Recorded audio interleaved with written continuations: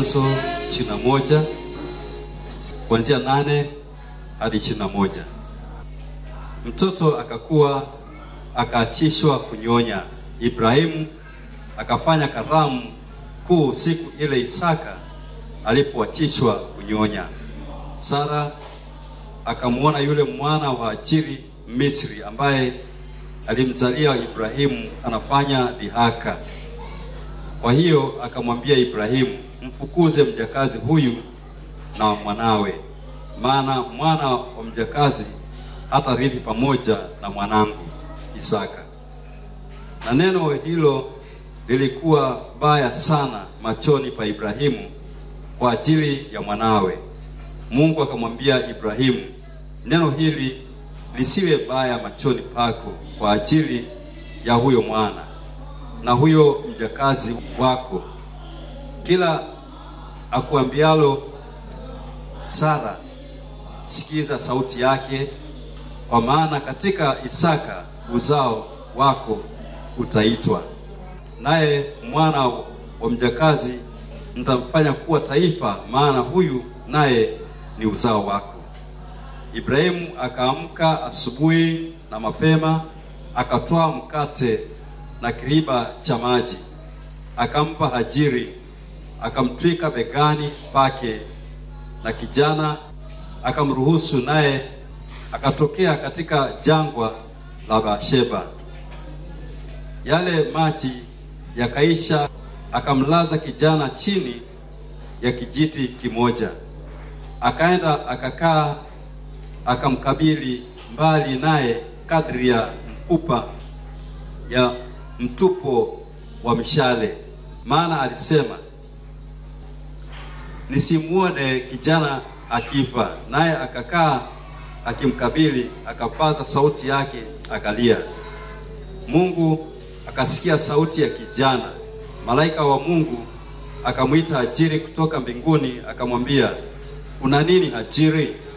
Usiogope, maana Mungu amesikia sauti ya kijana huko aliko. Ondoka ukamuinue kijana, ukamshike mkononi mwako, kwa kuwa nitamfanya kuwa taifa kubwa. Na hili ndilo neno la Bwana.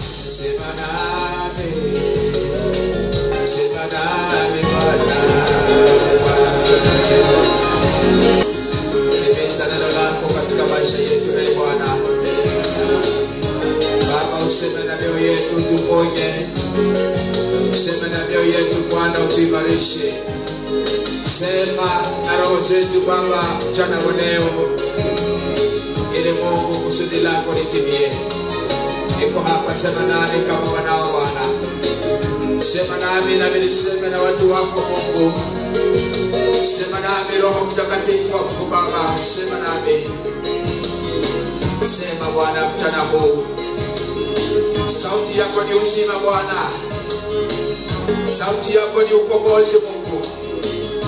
Sauti yako ni wokovu tunapoisikia. Hivyo sauti yako inatutia nguvu, inatutia moyo na kutuimarisha. Dunia inasema kwa nguvu sana Bwana. Dunia inanena kwa fujo. Tunatamani mchana huu sema nasi Bwana. Sema nasi, sema nasi tunakuona Mungu. Sema nasi Bwana. Sema maana wewe ni Mungu. Asante Bwana. Asante Mungu. Libarikiwe jina lako Bwana. Na libarikiwe neno lako. Ubaki kuwa Mungu daima na utukuzwe, maana wewe ni mfalme. Libariki neno hili kwa jina la Yesu naomba, na sote tuseme amen. Bwana Yesu asifiwe. Nataka nizungumze habari za huyu mama. Mama huyu alikuwa ni mjakazi katika nyumba ya Abraham. Huyu tena alikuwa anatoka Misri. She was an Egyptian woman. Na akiwa pale akifanya kazi, bila shaka alikuwa anafanya kazi na malipo. So alikuwa analipwa mshahara. Abraham na Sara walikuwa ni wapenzi, mke na mume. waliopendana hata uzeeni. Na natumai kwamba wale ambao wako hapa watapendana na waume zao mpaka uzeeni. Lakini katika kuishi kwao watu hawa, Biblia haijatuonyesha kwamba walifarakana, na la kufurahisha zaidi ni kwamba walimwabudu Mungu mmoja.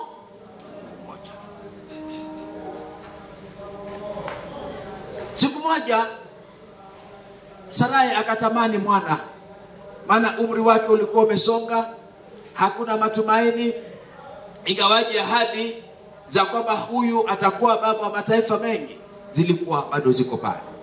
Akaja akamsimu mumewe akamwambia, bwana, waonaje wewe ukachukua huyu mjakazi, angalau tuzae mtoto? Si Abrahamu aliyeenda, wa mama oye, si Abrahamu aliyeenda kwa Hajiri, ni Sarai aliyemchukua Hajiri akampeana kwa nani? I want that point to be clear for reasons that are well known to us. Bwana Yesu asifiwe. Yakafanyika aliyofanyika kwa muktasari. Mwana akapatikana. Mwana huyu alipozaliwa akaitwa jina Ishmaeli. Lakini punde tu Hajiri alipopata ujauzito, mlango wa 16 unaeleza habari hizo, na niruhusu nirudi hapo nyuma nisome ya kwamba Hajiri alipopata mimba, basi akamwingilia Hajiri, naye akapata mimba. Naye alipoona ya kwamba amepata mimba, bibi yake alikuwa duni machoni pake. Yani kuwa duni. Bibi ya nani alikuwa duni? Sarai. Alidunishwa na kule kwamba mwanamke huyu alichukua mimba. Sarai akamwambia Abrahamu, ubaya ulionipata na uwe juu yako, nimekupa mjakazi wangu kifuani mwako. Naye alipoona kwamba amepata mimba, mimi nimekuwa duni machoni pake. In short, naweza sema Hajiri hakumtii, hakumheshimu tena Sarai. Kwa hivyo alidunisha nafasi ile ya Sarai. Nirudi mlango ule wa 21. Story ikaendelea, lakini Sarai akakasirika. Siku moja akamfukuza yule mwanamke. Kumbuka wakati anamfukuza kwa mara ya kwanza hakuwa bado amezaa. Walikorofishana akamfukuza. Alipomfukuza, malaika wa Mungu akamwambia, rudi kwa bwana wako. Kwa hivyo Hajiri akarudi tena kwa Abrahamu. Sijui kama pale walitengeneza, lakini alirudi kwa Abrahamu. Aliporudi kwa Abrahamu akakaa pale mpaka Ishmaeli akazaliwa. Baada ya miaka mingi, ahadi ya Isaka kuzaliwa ikakamilika. Katika kuangalia sura ya 16 mstari wa 16, Abrahamu alikuwa na miaka 86. Na sura ya 21 mstari wa 5, wakati Isaka anazaliwa, Abrahamu alikuwa na miaka 100. Kwa hivyo unaona gap kubwa pale ya miaka 14 ndio Isaka akaja akazaliwa. Kwa hivyo Isaka alipozaliwa, Ishmaeli hakuwa mtoto. Alikuwa ni wale tunaita ni teenagers. Maana alikuwa takriban miaka 14 wakati Isaka anazaliwa. Nataka kusema hapo ili tuweze kuleta a point. Tusifikirie ya kwamba mtoto aliyekimbizwa na mamaye akaenda akalazwa pale alikuwa ni mtoto mdogo. Alikuwa ni barubaru. Alikuwa ni mtu. Halafu mstari wa 21 mlango sura ya 5 nasema, naye Ibrahimu alikuwa mtu wa miaka 100 alipozaliwa mwana wake Isaka. Nimesema haya. Mstari wa 8 nasema mtoto akakuwa akaachishwa kunyonya. Ni mtoto gani aliyekuwa akaachishwa kunyonya? Isaka. Isaka akakuwa akaachishwa kunyonya. Tafuta desturi za Kiyahudi, walikuwa wananyonyesha mpaka mtoto afike miaka 3 ama miaka 10 ama miaka 4. So weaning period ilikuwa inaanza 3 to 4 years. Na hapa Kenya mtoto wa miaka 3 sisi katoka kwenda shule. Kwa hivyo Isaka alikuwa anacheza huko nje na anarudi ananyonya, anacheza huko anarudi ananyonya. Alikuwa ni katoto kanaelewa, kanaweza tuma dukani kama kulikuwa na maduka wakati huo, kakanunue chumvi na kalete. I want to bring a point here. Verse 8.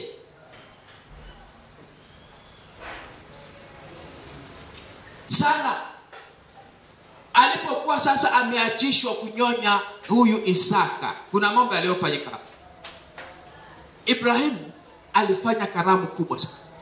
Kama baba aliyekuwa amempenda mtoto, alimtarajia mtoto na amepata mtoto wa uzeeni. Lakini kuna huyu ambaye alikuwa barubaru sasa. Nafikiri nataka kukisia, haijaandikwa kwa maandiko. Alikuwa anakaribia miaka 17, Ishmaeli, wakati Isaka akiachishwa maziwa. Kwa alipoona karamu ile, Ishmaeli alicheka. Biblia inasema kama alicheka, na kitendo kile cha kucheka kilimfanya Sara akasirike, na akamwambia mume wake Abrahamu, fukuza huyu mwanamume, fukuza huyu kijana mama yake, waende kabisa, sitaki kuona, maana hawana urithi hapa. I wanted you to get that historical context. Amen. Asubuhi na mapema Abrahamu akatengeneza kibuyu cha maji, akawapa na chakula mama na mtoto wake. Abrahamu akawaaga, wakatoka wakaenda. Neno la Mungu linasema ilifika mahali maji yakaisha. Chakula hakuna, maji yameisha. Sema Mungu ni wa neema. Haleluya. Hakuna maji. Mtoto akiwa amelala pale na wako jangwani, you don't expect a stream of water or a spring of water katika jangwa. Ni mahali penye ukame, lakini hata hapo kwenye ukame Bwana atakujia. Hapo kwenye ukame Bwana anaweza kukujia. Anasema nafanya njia pasipo na njia, natoa mito ya maji jangwani. Yeye ni Mungu.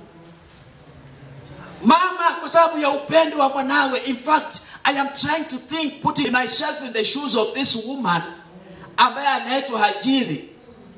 Alisema jambo la kwanza, huyu mtoto, mimi mtoto huyu hata sikuwa nimemtaka. Walikuja wenyewe kunisihi, wanataka mtoto. I am just thinking around, kuona mawazo aliyokuwa huyu mwanamke ako nayo. Imagine mtu aje akwambia mimi nimejaribu nimeshindwa, wewe shughulika halafu mambo itakuwa mzuri. Halafu yule ambaye umesaidia yeye anaanza kukuletea kejeli. Hata kama ni wewe utaona namna gani. Huyu mama akaa pale ana mambo mawili yanayokuwa na mtazamo. Kwanza, it was not her decision to be with the master. And number 2, hakutaka kumuona mtoto akifa machoni pake. Akamweka amelala kando, na akavuka akiketi mahali anamtazama mtoto wake huku akiwa na kilio. Akalia sana. Haleluya. Nataka niangalie mstari wa 15, mlango 21. Yale maji yakaisha katika kiriba. Akamlaza kijana chini ya kijiti kimoja, akaenda kakaa akimkabili mbali naye kadri ya mtupo wa mshale, maana alisema nisimuone kijana akifa. Naye akakaa akimkabili, akapaza sauti yake akalia. Mungu akasikia sauti ya kijana. Now nataka niangalie kitu kimoja. Aliyelia ni nani? Ni mama. Sauti iliyosikika ni ya nani? Mungu akasikia sauti ya kijana. I want to talk to single parents who are here. There is a voice that God will hear that voice of that lad, the voice of that child, ambaye analia kwa sababu ana njaa, analia kwa sababu mama hajui atafanya nini. Hiyo ndio sauti ambayo Mungu alisikia. Imagine, alielia ni Hajiri, lakini sauti iliyosikia ni nani?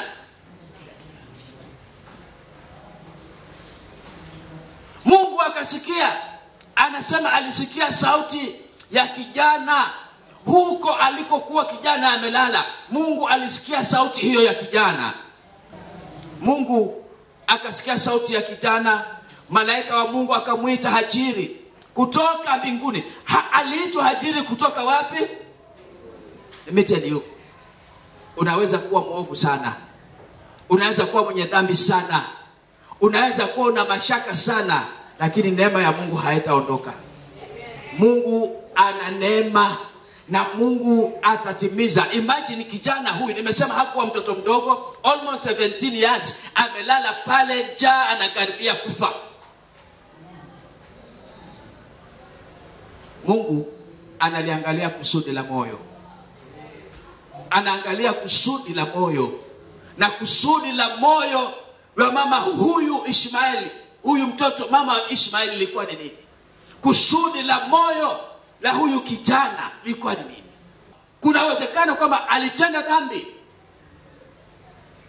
Alienda kinyume na matakwa ya bwana wake kwa kumjeruhi mtoto aliyekuwa mdogo sana.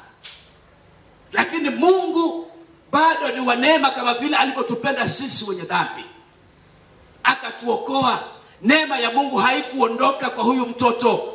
Neema ya Mungu haikuondoka kwa mama Hajiri, haikuondoka. Na sikiza maneno ambayo Mungu anayasema pale baada ya kutokezwa, ya kusikia sauti ya malaika. Malaika anamuuliza, una nini Hajiri? Hata si ajabu Mungu anakuuliza leo, una nini?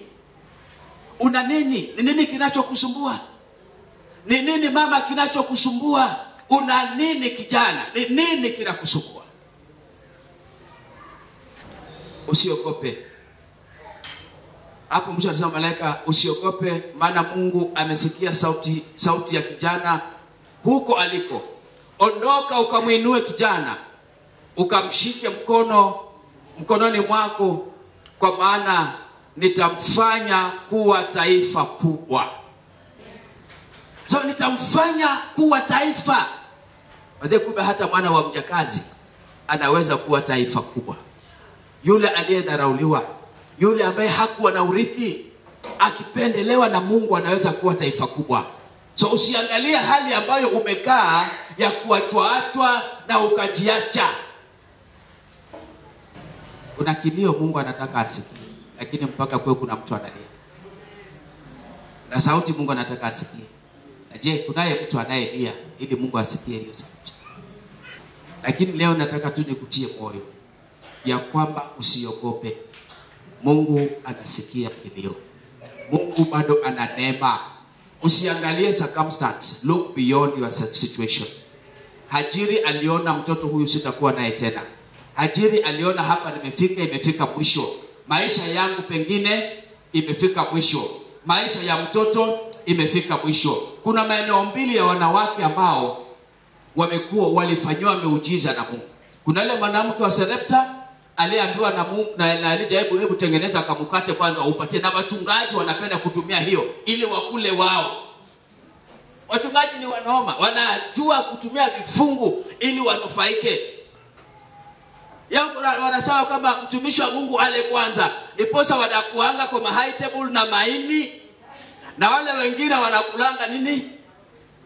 Hata matumbo ni heri. Wanakula maharagwe tena sura mbaya.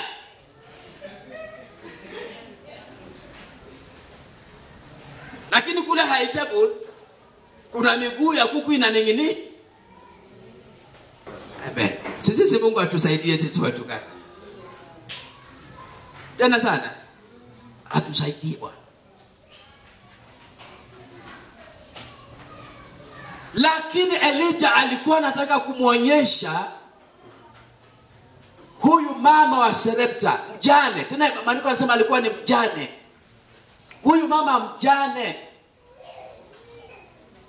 ya kwamba kuna nguvu katika imani, na Mungu bado ni wa neema, anaweza akakutosheleza hata katika uchache ulio nao.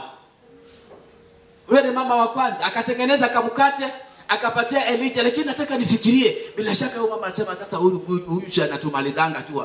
Alafu wanaenda waangalie. Tengeneza sasa, unga imeisha. Alipofika pale kwa chombo ya kukandia imejaa unga bwana. Kuna unga na kuna mafuta. Na habari zikaendelea. Na kuna ule mama aliyekuwa na madeni. Ule mama aliyekuwa na madeni, aliyekutana na Elisha. Mara nyingine maisha yanatufikisha mahali tunaisha kabisa, tunakata tamaa, hatuoni njia mbele yetu. Lakini mimi niko hapa leo kukutia moyo ya kwamba neema bado iko na neema inafanya kazi. Mungu akampatia neema tena mtoto huyu wa mjakazi, na Mungu akamwahidi ya kwamba nitamfanya kuwa taifa. Kuna neema ndani ya huyu Kristo, na kuna kuinuliwa tena. Kuna kuinuliwa. Mungu, imagine, nasema alifanya kisima cha maji. The sufficiency of our God. It's called sufficient. The providence, we talk about the providence of God. Ndio tunasema yeye ni Jehova Jire. Yeye ni Mungu ambaye anapeana, anabariki. Maji yakatoka.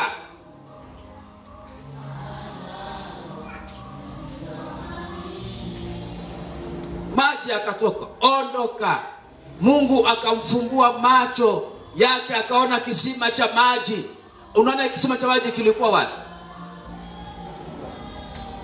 Na imagine Mungu anasema aliyafumbua macho. Kwa hivyo kunaonekana macho ya Hajiri yalikuwa yamefungwa, yamekuwa limited to that circumstance ya mauti ya mtoto wake na yeye pia kufa.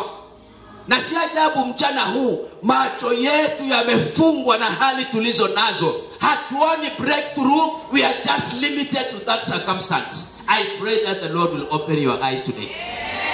Hallelujah. Mungu afungue macho yako. Uone. Alipofunguka macho aliona kisima cha maji. Kuna uwezekano kwamba kisima ilikuwepo. I'm just thinking around. Kwa nani alikichimba? So kuna uwezekano hicho kisima kilikuwepo, lakini macho yalikuwa yamefungwa, kama vile kulivyo na uwezekano ya kwamba baraka yako iko tu just the next door. Lakini kwa sababu wewe unataka kwenda Dubai, kwa sababu wewe unataka uende Warabuni, kwa sababu wewe unataka mzungu, hutamuona Boazi wako hapa. Kama unataka mzungu, Boazi atatoka wapi? Watu macho yao yamefungwa. Tunazitafuta baraka zetu mbali. Miujiza yetu na itafuta mbali. Na si ajabu muujiza wako tutu hapa. Uko tu around. Kile ambacho kinastahili kufanyika ni Mungu ayafungue macho yako. Ufunguke macho ukaone kusudi lake. Kusudi la kwake. Hebu mark my words. Ona kusudi lake, si kusudi lako. Hajiri aliona kusudi la kwake yeye mwenyewe. Alikuwa amekosa kuona kusudi la Mungu juu ya mtoto. Alikosa kuona kusudi la Mungu juu ya maisha yake.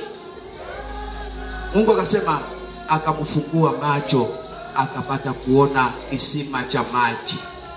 Zaburi ya 23 anasema, kando ya maji ya utulivu kuniongoza. He is a God of peace.